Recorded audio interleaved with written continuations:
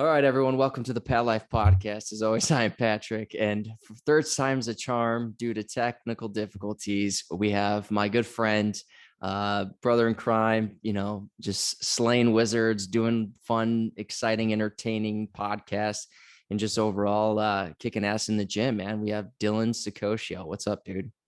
Hey, buddy. Thanks for having me back on. It's exciting to be here. And now I'm the one with technical difficulties. Yeah, Love it, dude, it's but we're it's gonna get through this we will because get through this. we don't need this troll technology, as Charlie Sheen would say. Exactly, dude. And what's so funny is this is actually, for those listening, this is more of just a fun, two guys shooting the shit type of conversation.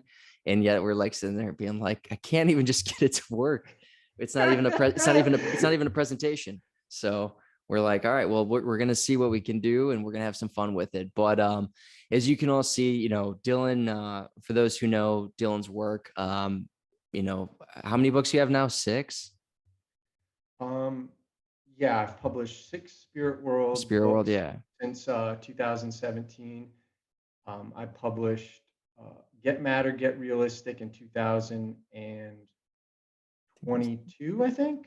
And then I published 3 Tale of Onora books since 2014.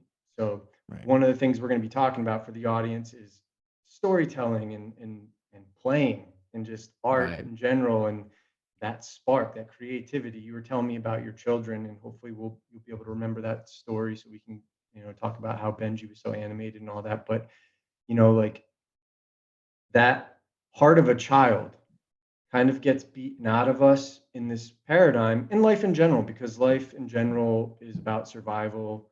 It's about acquiring provisions so you can provide for your family. And oftentimes, in order to do that, we need to kind of suppress some of the things that we loved as children. And one of the reasons I chose the path that I did is I grew up around a lot of wealthy people. I grew up around a lot of blue collar people. I had a really unique perspective, and I saw that I didn't want my life to be just about gaining resources so I could provide. I wanted to do those things, but I wanted to do it doing something I loved. And Right. looking back on it, it might have been a really terrible decision, and it's okay. But I knew that, like, there's this guy I like, Brute to Force, and he's saying there's low effort, high risk, but high reward. And then that would be like doing what I did, or doing something where you get a massive amount of payment, and all you had to do was something little. You didn't have to do a lot of effort, but you just had to do something that was really like brilliant or whatever, that Hmm. created a lot of value for people, versus something that is high effort but low risk. And that's generally what most people take, is the path of high effort and low risk. So they have this path laid out for them, whether it's a corporate path, whether it's a blue collar business path.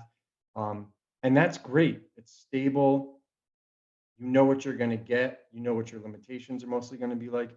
But I've never been like that. Hmm. I don't work like that. I'm always the one that's like, people are like, you have, like, it's not a lottery mentality. I'm not trying to win the lottery. I just Right. have enough confidence in myself and my abilities that I want to gamble on. I want to put all of my chips on myself and do what I think I'm here to do and what my purpose is. And whatever happens, happens. But I wouldn't be able to live with myself if I didn't try that.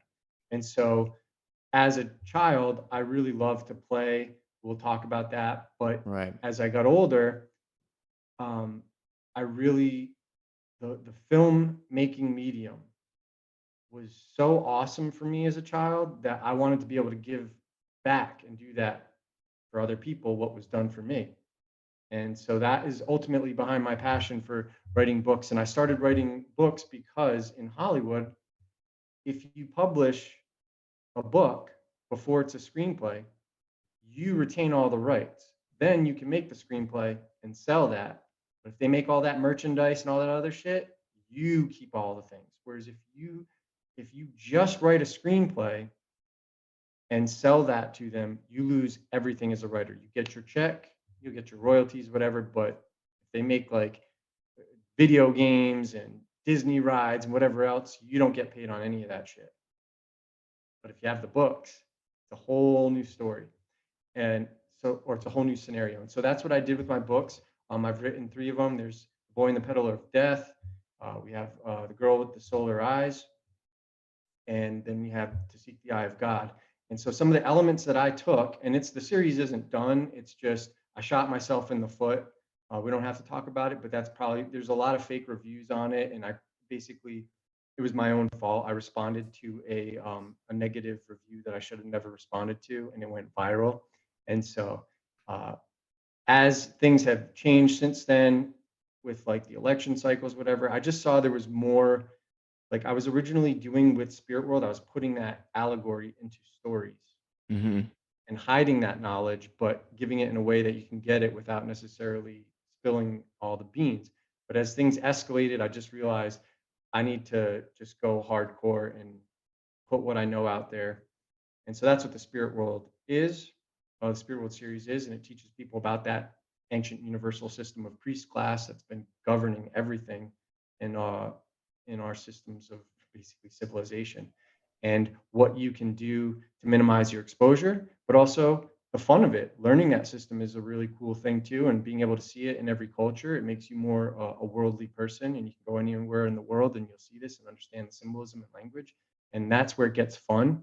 And so it's really only the first two books of the Spirit World series that actually delves into like the conspiracies and like whether that's the legal world, all that stuff that people have covered now. But back when I wrote them, it wasn't really a place where you could go and find all that stuff. And I still feel like Spirit World, not feel, I know Spirit World is still the best one shop stop for that. I minimized all the bullshit so you can save yourself time, get it, and move on and not dwell on this stuff, because a lot of people spend their life, myself included, researching shit to figure it out so they can make sense of it, when it I would give anything for if Spirit World to existed when I was 20 years old, learning about this shit so I could just read it, learn it, say, okay, this is the reality of the situation. What can I do and how can I live my life to minimize my exposure to it and not worry about what path civilization or the world's taking? I can just create beauty, create abundance, create a good community, regardless of what anything else, whatever else is happening in the world. And so that's the ultimate point: is you get this knowledge and you move on and you live a Right. better life, and you can, and it'll enrich your life as you can use this symbolism in your own art, or as you can see it everywhere and not be deceived so easily by fake historical narratives. And so that's what I do. And I very much want to get into filmmaking again. I was just at like a kind of like a gathering for filmmakers in the area that I live. But Nice. yeah, How was uh, it? it was cool. There's a lot of nice people, but I think the thing that bothers me is I want to play. Like I just want to get a group of people together that likes to make films, that has enough time where we could do like 5-minute scenes and go out in nature. I think the biggest thing that's getting overlooked now is people are not using nature as a character, and she's one of the most important characters. And Going. the way a scene is set up, that nature, the mistress of the elements, the way she's interacting, that's a moment in time that you're never going to capture again. And it's something that man didn't make. And it's Hmm. like this beautiful other character in the scene that I want to be outside doing film. I don't want to be in these studios with green screens Yep. and Yep. how can we do this formula? We know this works. We know this will go viral. No, I think one of the things that's missing from film is people have gotten so budget friendly, like so used to making films based on budgets and all, and the producing aspect of it and how they can cut corners there, that they've gotten rid of that human element and that interaction that we will have with each other in these moments. And what better place to do that in the world that God created? And I know some of it is like difficult because of sound and stuff like that, so you've got to simulate stuff. I get that. But for me, so when you ask the reason I went on this diatribe is because people are like, "Oh yeah, we'll shoot some scenes. We're doing like Reservoir Dogs and stuff." And I'm like, I don't want to shoot things that have already been done. That Right. doesn't provide. That's not a Mhm. spiritual evolution or growth for me to go revisit some work that was famous in the '80s, so you guys can get your like kicks off, like reliving like your favorite Mhm. movies. I want to grow, and that's Right. my favorite thing about acting and about storytelling is you are able to put yourself in a situation without living the life that and the consequences to get you to that moment, Hmm. just to get that little taste. You can get that little taste of what that moment in life is like for that person who made those choices without maybe Absolutely. necessarily making those choices and stuff. So Right. people are so how it went. I was kind of depressed a little bit because it just doesn't really seem like people want to play. They don't want to Right. exercise. They want to like it's almost like there's more of an energy that wants to emulate, and it's like I want to be that. I want to feel what it's like to be uh, Harvey Keitel or whatever that guy's name. I want to feel what it's like to be Yeah. this actor rather than yourself. And I want to be really good at mimicking. And that's the biggest thing with performance is like, you see it all the time. It's people trying to mimic. Obviously you can get inspiration from other people. And, that's not, I mean, we do it all the time. That's where a lot of creativity comes from, is seeing things, experiencing other writing, literature, whatever, storytelling, whatever, name it, music, and then learning how to take that and be inspired. But we're in a state where, in talking about this following play, where with play comes that creativity. You create the flow state, you create the present that you're getting with letting the ideas just kind of pour from you, and you then allow it to become your own. You can, shop it, clean it up, tighten it up to make it your own.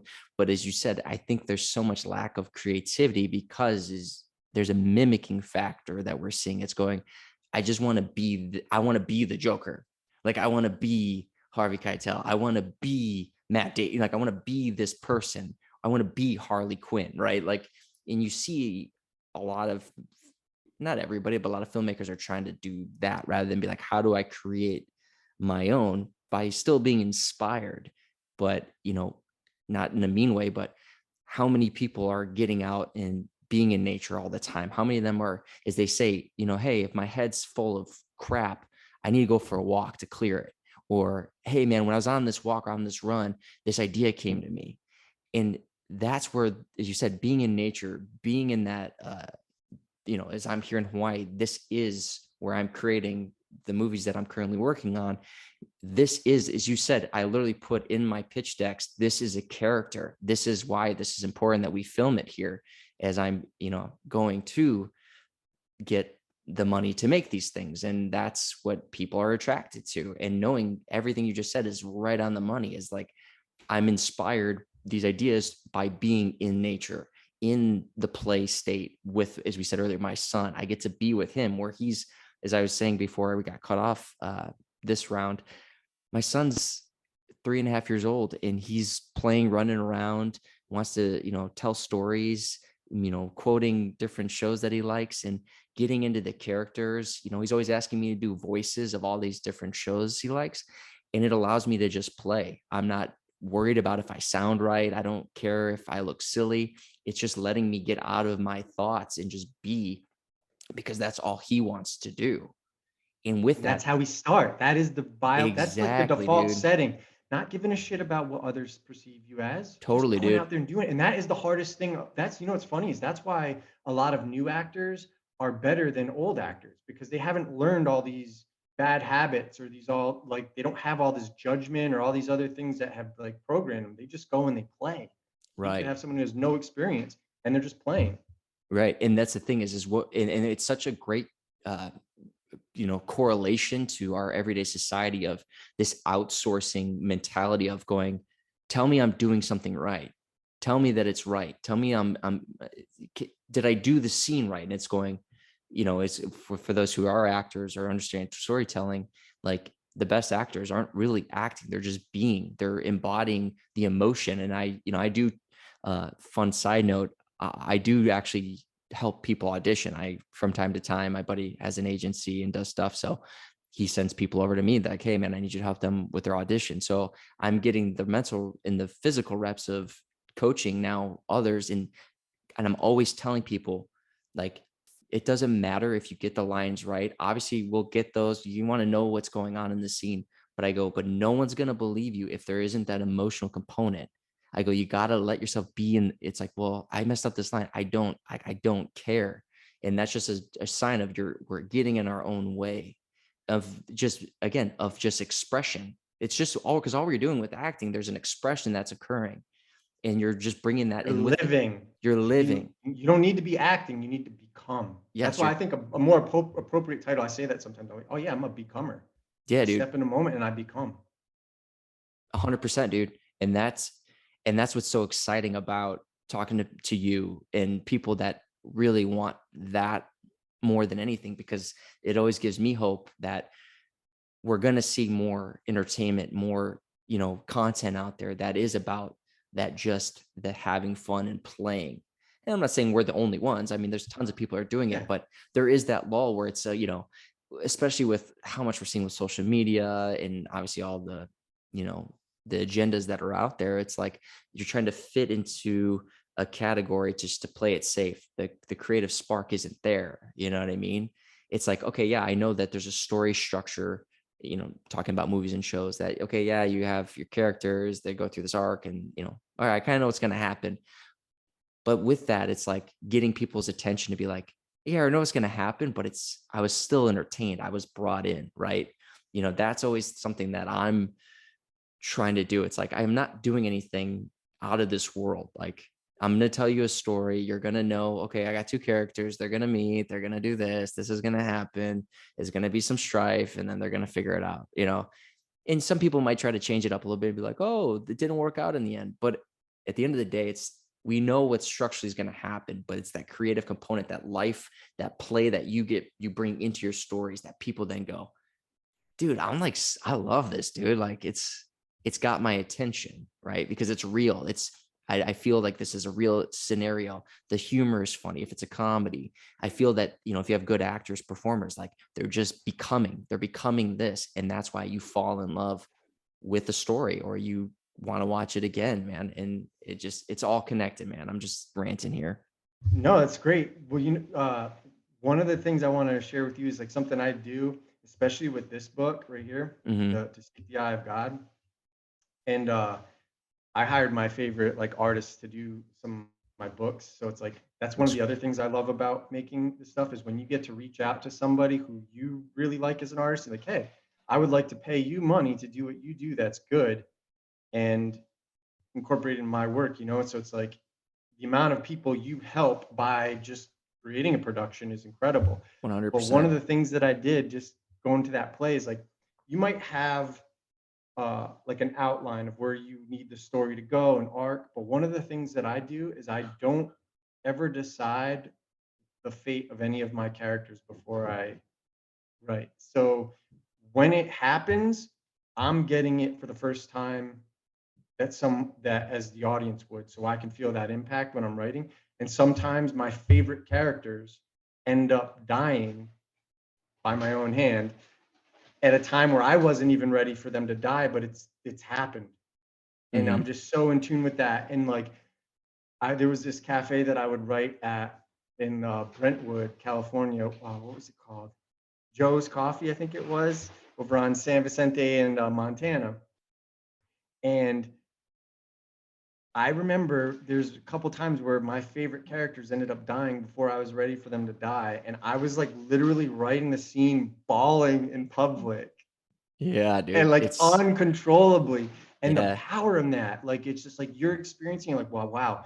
If it shocked me, it's definitely going to impact the audience if they get the same Hmm. attachment to that. If you do a good job developing that character.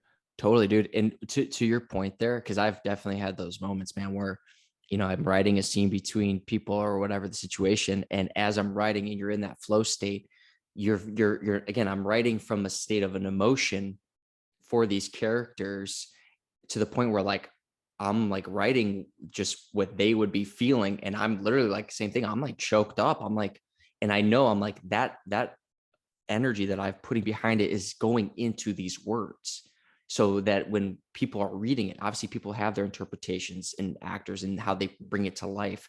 But just like, again, as I always say, like mother or grandma's cooking, it's like that life that you're pouring into your creativity, your art, your baby, whatever you want to call it, that then gets spread to the next person. Like you said, if you're that emotionally charged, because of what is starting to just happen in your story, and you're just following that, dude, that's why, at least the people that I've been having read the scripts and things that I'm working on, they're like, dude, I could feel what you're saying. I could feel the energy behind what it is that you're doing here. And I understand it's just words. And I'm like, that's what I care about. Because when, as you said, when that's happening, now people, if they can, we can bring it to life. You have people who are dedicated, want to work hard. Now you're just not someone to be like, hey, just write a script and get it done. It's no, you're putting you behind it. It is becoming a part of you that gets shared with the world. I also think in this overproduced, oversaturated money-making scheme that is the show business, not that it's necessarily a bad thing, because everybody who's giving you that money needs to get their money back. Of It's an course. investment. So you have to understand the show business as an artist, and that's really difficult. But in that, one of the things that's gotten lost is I think there's a massive disconnect between writers and the actors. And I think what ought to be done is, once a general project has gotten cast, I think the writers should somehow, if you can secure that money, allow them to hang out, like send them on a vacation that is not business, but just like an adventure for like a week or two, where they can get to know people's quirks and like their Hmm. little like ticks and stuff like that, and all these funny like habits they have. And then before you start shooting, go in and revise that script to kind of incorporate those things into it, so that the writing is actually written for the actor that's gotten hired, versus Yeah. forcing an actor to try to be something they may not be, Yep. but maybe because they look a certain way, like they're the best one for the job. Like sometimes you just get roles because you're the best available for that, but Hmm. not Hmm. necessarily because you're right for it. But that can all be alleviated by the writers relaxing and not being so attached to the words, but they are. Everybody has become so attached to the structure, like the recipe, that sometimes the product dies, the dish comes out poorly because you're forcing in a recipe with ingredients you may not have. So that's Oh yeah. another thing that needs to be accounted for, I think. Oh, for sure, dude. And that's exactly what it is. It's when you see even actors and actresses who have good chemistry, as they say. I mean, you can feel it if it's a little bit off. Like no matter how good people's acting is, and there's people obviously who can mask it really well. Like it is noticeable when there's just a weird, strange dynamic between two people. And this plays into again that energetic exchange, cymatics, vibration, frequency, which is within all of us. I know you talk about it in your stories, and I'm bringing this into my stories, because this is that deeper gravy that more people are willing to hear. But as you said, you try to lay it on people, they're like, okay, easy guy. So you put in a story though, now all of a sudden they're like, this is a great story. And you're like, you don't say. you, you don't say. And that for me is why, yeah, well, let's tell us a little bit about this one and like how that pertains. That's me, by the way. I hired an artist because I knew I wanted to play this part. So like on my book cover, that's me looking like a lesbian without a beard. Yes, I was gonna say, But dude, I you got actually did like a photo shoot and stuff. So yeah, it's like, that's awesome, I dude. was I was really serious about this. So even like this is what I was doing in like my 20s and stuff, right? So Yeah, I've always tried to be driven to do this and create this um, life for myself. It just didn't hasn't worked out. Like I don't really, one of the problems with Hollywood is it's run by a certain group of people that has an agenda, and the media is a very powerful tool, and we don't, as citizens being subjected to it, we don't really realize it wasn't meant to be what we thought it was. right, And it doesn't mean it couldn't be made that way. It's a really right, beautiful tool, but it's being used in a very perverse way right now. And one of the things that is kind of disheartening is there's not really any like masculine people making any decisions. It's right, mostly like people that are skewed towards like a more on the left side of the political spectrum. Not to really knock anything, right? It's just people right, who don't really value traditional things like American values or whatever. They want to kind of destroy things that have right, really we've grown up with. And part of that is it's like you see it in every story. The masculinity is like just driven out. Like the decisions that these characters make are like the last decisions a guy operating from his own mental point of origin should or would make. And so it's totally unrealistic. And because of that, you have a situation where the people aren't really identifying with movies. Mhm. You know, the movies that have just done really well lately, like you look at like that new Top Gun movie, The Maverick, right? I did a film with the blonde guy in that called Red Wing back in 2013, Glenn Powell. He Mhm. got the lead and he got one of those leads. He got rep with CIA and stuff. So they packaged him in there, right? But tradition, and he's a great guy on set. He's a really nice guy to be around. So I have no negative things to say about it. I'm not saying everybody in Hollywood's bad or good or Right. whatever. It's just there's an overall system that the stories getting made generally are not fun for masculine heterosexual males. So where people have turned to get that is more things like video games, where you're Right. in control of what at least what your character decides to play or do in the story arc of like a Mhm. role playing game or whatever. But one of these some of these games that are so good that people could be like catering to is like Red Dead Redemption. Like these there's so many masculine stories out there, and that if cinema starts going back to that, you'll start seeing more success. There's very little things that want to get me to go see a movie. It's not that I Right. don't like movies. I love movies, but there's just nothing coming out that I'm was like Right. there was one movie that I really wanted to see, Russell Crowe's movie that just came out, but the reviews were kind of trash. So I was like, "Ah, I'm not going to go spend Yeah. $20 on this." But, Yeah, dude. you know, that's one of the things missing. And this is here's the beautiful thing about it is to everything you just said.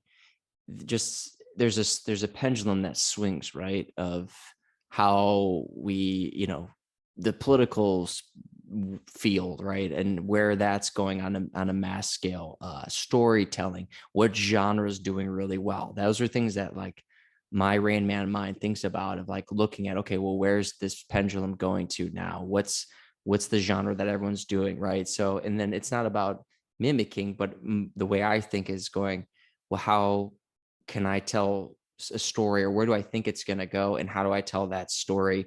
And again, creating strong characters, not just falling into, well, everyone is doing this, so then I have to do it. No, I'm not doing that. My number one, excuse me, my number one point of when I'm writing is going, I won't add something in there if it doesn't fit the story. If it doesn't help the actual story that I'm trying to tell, I'm not just putting it in there.